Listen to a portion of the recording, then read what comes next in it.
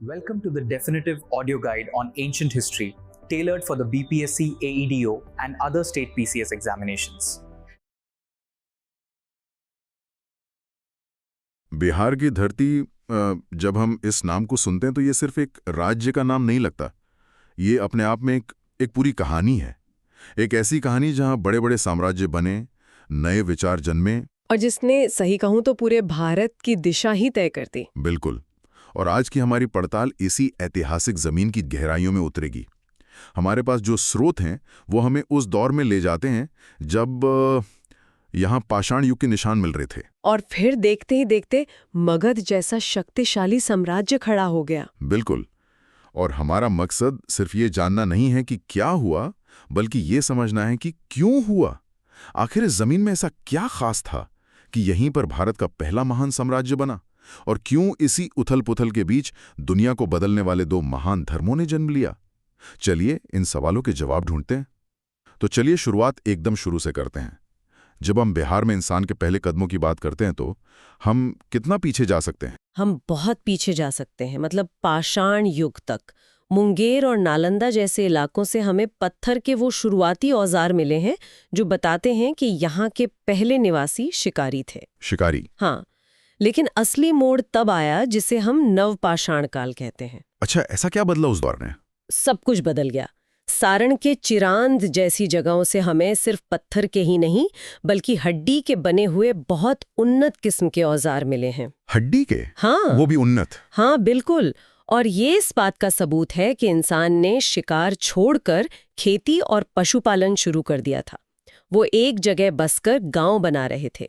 ये एक शिकारी से किसान बनने की कहानी है, एक स्थायी समाज की शुरुआत। यानी एक तरह से बिहार में सभ्यता की नींव इसी दौर में पड़ी। लेकिन मैंने सुना है कि शुरुआती वैदिक ग्रंथों में इस इलाके का जिक्र कुछ बहुत अच्छे ढंग से नहीं किया गया है। आपने एकदम सही पकड़ा। हाँ, ऋग्वेद में इस क्षेत्र को कीकट कहा गया है और यहाँ के लोगों को आर्य संस्कृति से मतलब बाहर का माना गया है। कीकट, हाँ। और बाद के ग्रंथों में भी, जैसे अथर्ववेद में पहली बार जब मगध का नाम आता है तो यहाँ के लोगों को व्रात्य कहा गया है। व्रात्य, इसका मतलब क्या हुआ?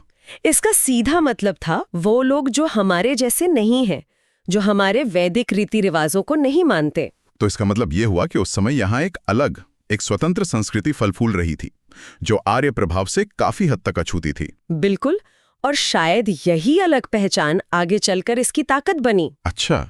और ये ताकत हमें 6ठी शताब्दी ईसा पूर्व में एक बड़े धमाके के तौर पर दिखती है, जिसे हम महाजनपदों का दौर कहते हैं। महाजनपद? हाँ, लोहे के इस्तेमाल ने खेती को बदल दिया था।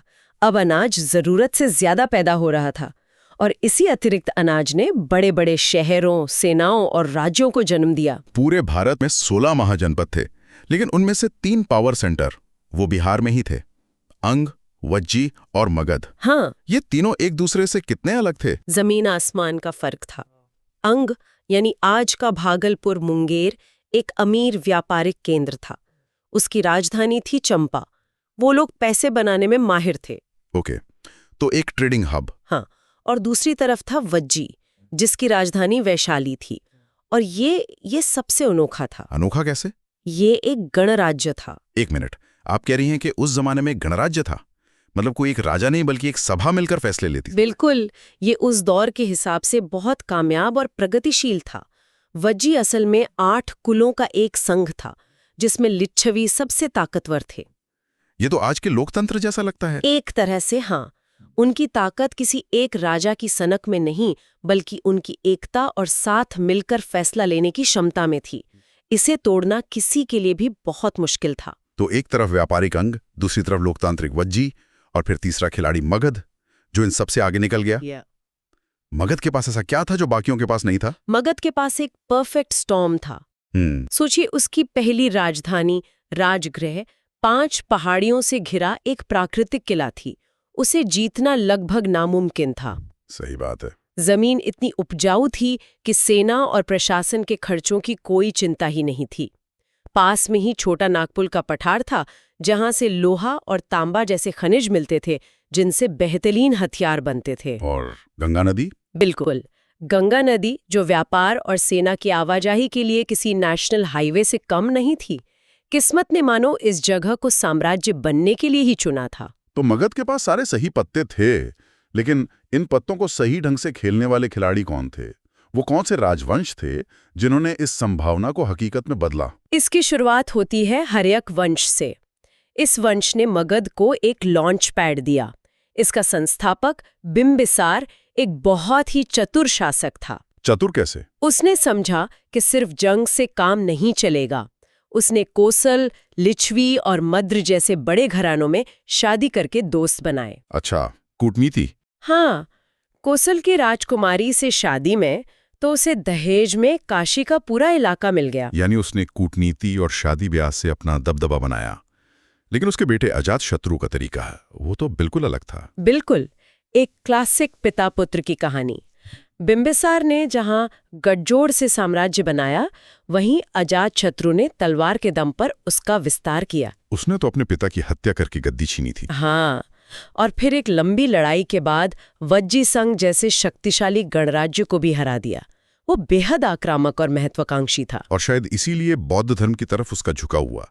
बुद्ध के महापरिनिर्वाण के बाद पहली बौद्ध संगीति, मतलब पहली बड़ी कॉन्फ्रेंस, उसी ने राजगृह में करवाई थी। हाँ, शायद अपने जीवन के आखिरी दौर में उसे शांति की तलाश थी। इसी संगीति में बुद्ध की शिक्षाओं को 2 किताबों में सहेजा गया।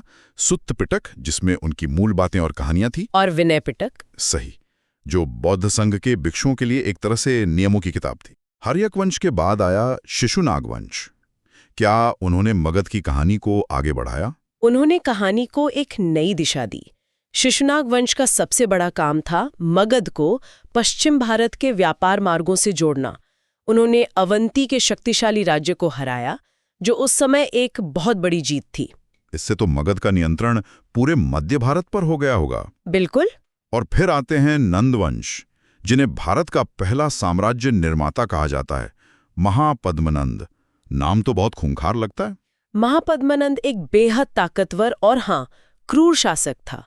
उसे सर्वक्षत्रांतक जैसा टाइटल मिला। सर्वक्षत्रांतक? जी हाँ, जिसका मतलब था सारे क्षत्रियों का अंत करने वाला।